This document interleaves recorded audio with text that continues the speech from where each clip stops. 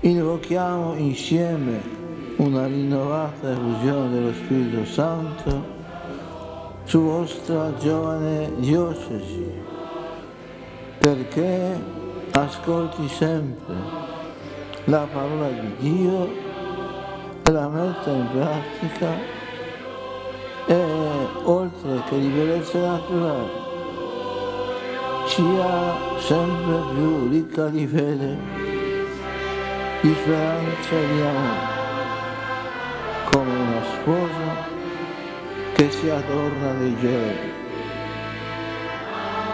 Beata te che richiamali, se saprai ascoltare la parola di Dio e ti sforzerai di osservare. Carissimi chiavaresi, è grande la mia gioia nel trovarmi oggi in mezzo a voi. Saluto con affetto il vostro vescovo, Monsignor Alberto Caleggio.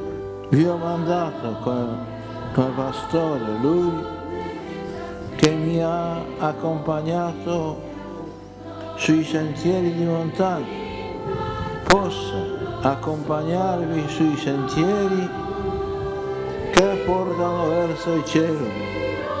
Nella comunità di Chiavari la Beata Vergine è particolarmente amata e venerata,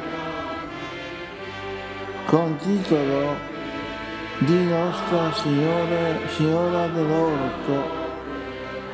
Maria è la patrona della diocesi,